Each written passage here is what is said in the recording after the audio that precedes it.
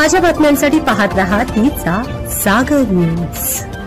नमस्कार, मी आहे भाग्यश्री खोत आणि आपण पाहताय तीचा जागर न्यूज। अत्यंत संतापजनक अशी घटना काल पुण्यात स्वारगेट या स्टेशनवर घडलेली आहे। शिवशाही या बसमध्ये एका 26 वर्षीय तरुणीला अतिप्रसंगाला सामोरं जावं लागलेलं होतं। काही महाविद्यालयीन तरुणींशी तसेच नागरिकांशी आपण बातचीत केली आहे। पाहूया त्यांचं काय मत आहे। माझं नाव सादिया समीर शेख आहे। काल जो रेप झालाय त्याबद्दल कठोर शिक्षा व्हायला पाहिजे त्या मुलग्याला। तो मुलगा अजून पण सापडलेला नाही आहे, त्याला लवकरात लवकर शोधून काढा, नाहीतर मग दुसऱ्या मुलींना पण असं भीती वाटणार की कधी पण काही पण होऊ शकतं। यामुळे कोण घरातून बाहेर पण निघणार नाही, काय होणार नाही। ते मुली त्यांना असं जॉबला त्यांना बाहेर जातात, बाहेर प्रवास करतात, त्यांना असं कोणालाच असं हे होणार नाही की म्हणजे धाडस होणार नाही की काहीतरी आपण असं बाहेर चाललोय असं भीती वाटणार की कधी पण आपल्यासोबत काही पण होऊ शकतंय। त्यामुळे लवकरात लवकर त्याला शोधून काढा। या विषयावरती मला असं म्हणायचं आहे की ही पुरुषाची वृत्ती जी आहे ती सर्व स्त्रियांना बघण्याचा जो विचार जो आहे तो आपल्या आया बहिणी असाच असावा।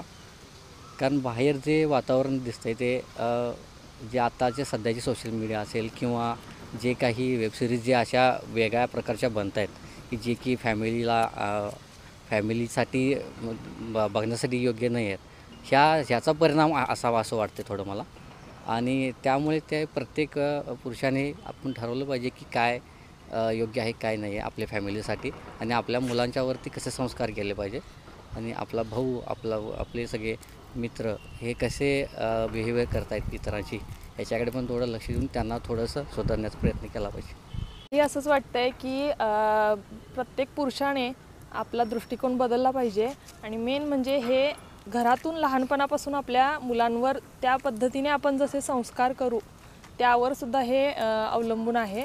आणि लहानपणी जरी झाले नसले तरीसुद्धा जशी मोठी मुलं होत आहेत तसं आईवडिलांनी त्यांच्या आजूबाजूच्या लोकांनी या सगळ्यांनी त्यांना ज्या पद्धतीने त्यांच्या आजूबाजूचं वातावरण आहे त्यामुळे सुद्धा त्यांचे हे विचार वगैरे असे येऊ शकतात। माझे नाव श्वेता धोंडेबा गावडे, मी BSc थर्ड इयर मायक्रोबायोलॉजी आणि मी NCC मध्ये पण आहे। मुलींना आजच्या काळात सुरक्षा खूप महत्त्वाची आहे, आणि काल जो प्रसंग घडला पुण्यामध्ये त्याच्या बाबतीत मुली येण्या जाण्यासाठी पुण्याला जातात, त्याच्याबद्दल त्यांना सुरक्षा खूप महत्त्वाची आहे। जाता येताना बसमधून धक्का वगैरे लागतो, त्याच्या बाबतीत पण काहीतरी पोलिसांनी वगैरे किंवा शासनाने काहीतरी ठरवलं पाहिजे। भीती खूप वाटते, म्हणजे चुकून जर मुली साधारणपणे हॉस्टेलला राहणाऱ्या 10:30 वाजता गेल्या तर त्यांना भीती असते, किंवा रेक्टर मॅडमांना भीती असते की त्या मुली परत येतील का, त्याच्यासाठी म्हणजे हॉस्टेलमधून पण काही नियम असतात की त्यांना बाहेर जाऊ नये यासाठी। मी डॉक्टर उषा पाटील, महावीर कॉलेजमध्ये मी प्रिन्सिपल आहे। तर मला ही जी घटना स्वारगेटमध्ये बलात्काराची घटना घडलेली आहे ती निंदनीय आहे। त्या घटनेचा कुणीही पुरस्कार करणार नाही किंवा पुरस्कार करणं योग्यच नाही आहे। अशा परिस्थितीमध्ये आपल्या समाजामध्ये ह्या घटना घडत आहेत। आता ती पब्लिक प्लेस होती, स्वारगेट होतं, पुण्यासारख्या ठिकाणी ही घटना घडली म्हणून बऱ्याच लोकांनी त्याच्यावरती आपले आक्षेप नोंदवलेले आहेत। पण ह्या घटना तिथं एक प्रतिकात्मक घडल्यासारखी आपण जर विचार केला तर अशा घटना दररोज घडत असतात। कधी लहान मुलींवरती होतो, कधी आणखीन, पण याचा क्विक इम्पॅक्ट काय होतो तर तोडफोड करणं, मारामाऱ्या करणं पक्ष, आणि ह्याच्यामध्ये राजकीय पक्ष स्वतःच्या खूप गोष्टी साधून घेत असतात। आता त्यांच्यावरती आरोप होणार, त्यांना पकडा किंवा शिक्षा कुणाला झाली। आणि मुंबईमध्ये जी घटना घडली बदलापूर इथं पण असंच त्याचा एन्काउंटर करणं हा काय उपाय आहे काय?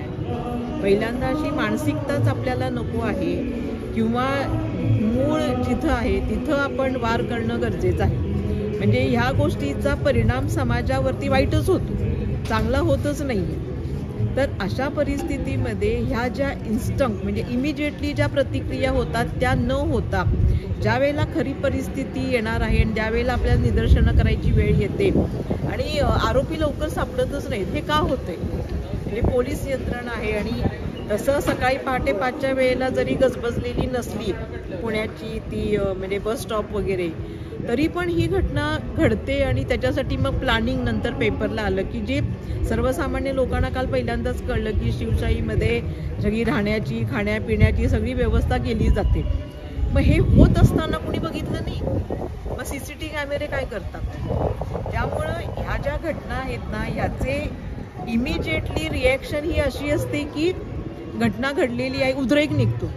पण हा उद्रेक दुसऱ्या दिवशी पूर्ण शांत झालेला असतो आणि त्याच्यानंतर मग जर लोकांना विचारलं की अरे मारामारी तुम्ही केली, फोडतोड केली, काचा फोडल्या, कशासाठी केल्या, कदाचित त्यांना ते माहीत पण नसतं की आम्ही का चिडलोय, कुणावर चिडलोय. म्हणजे घटना घडून गेल्यानंतर ज्या प्रकारे आपण प्रतिक्रिया देतो त्या प्रतिक्रिया देऊन त्याची म्हणजे त्याचा रोखठोक सवाल विचारले पाहिजे शासनाला. किंवा आता त्या ST स्टँड म्हणजे स्वारगेटच्या ST स्टेशनमध्ये जाऊन त्यांनी फोडाफोडी करणं किंवा ऑफिस काय कशासाठी करायचं हे नुकसान, ही चुकीचीच गोष्ट आहे. आपण तो प्रश्न तडीस नेणं गरजेचं आहे आणि त्या संबंधित व्यक्तीला शिक्षा होईपर्यंत त्या गोष्टीचा पाठपुरावा करणं हे अपेक्षित आहे.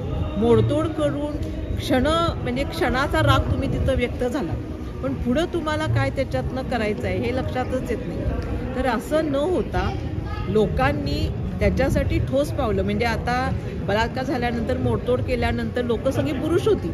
मग या पुरुषांनी मोडतोड करण्यापेक्षा आरोपीला पकडायला जर आपली एनर्जी घालती असती ना तर कदाचित प्रश्न चिघळला नसता. नमस्कार. काल जो स्वारगेटमध्ये जो प्रकार झाला तो समाजाच्या दृष्टीनं अत्यंत विघातक असा आहे आणि यासाठी समाजामधील जी पोलीस यंत्रणा आहे किंवा सर्वसामान्य सर्वच यंत्रणा आहेत, नागरिक, पोलीस या सर्वांनीच याबाबत काळजी घेणं आवश्यक आहे. आणि असे प्रकार घडू नयेत यासाठी वारंवार पोलिसांनी, नागरिकांनी, महिलांनी आपली स्वतःची सुरक्षेची काळजी घेणं आवश्यक आहे. आणि जे काही घटक महत्त्वाचे आहेत जसं की सुरक्षा, सामाजिक सुरक्षा याबाबत सर्वच समाजातील सगळ्याच घटकांनी एक स्वतःची जबाबदारी घेऊन स्वयंशिस्तीने या सर्व गोष्टी पाळणं आवश्यक आहे. अन्यथा महिलांच्यावरील अत्याचार असेच वाढत राहतील.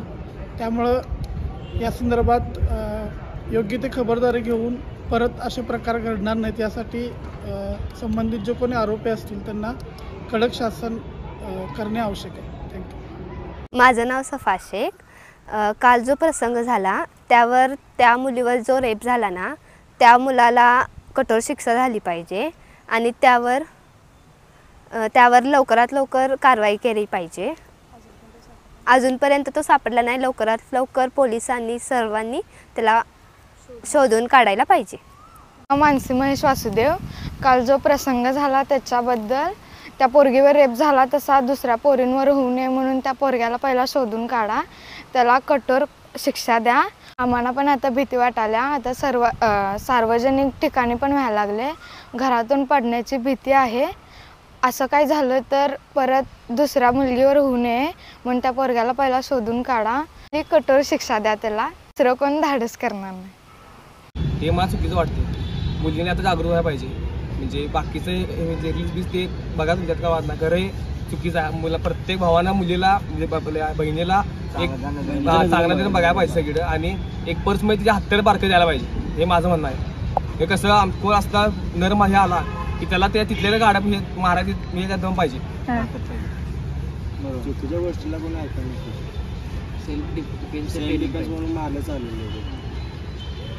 भावानं बहिणीला सेल्फ डिफेन्स शिकवलं पाहिजे. सेल्फ डिफेन्स शिकवलं पाहिजे. पण जर चुकून असं काय झालंच तेव्हा काय पुढे मागं बघायला डायरेक्ट वार करतो. प्रत्येक मुलाने सगळ्या मुलींकडे आपल्या बहिणीला नजरेनं बघायला पाहिजे. हे पहिला मेन गोष्ट आहे.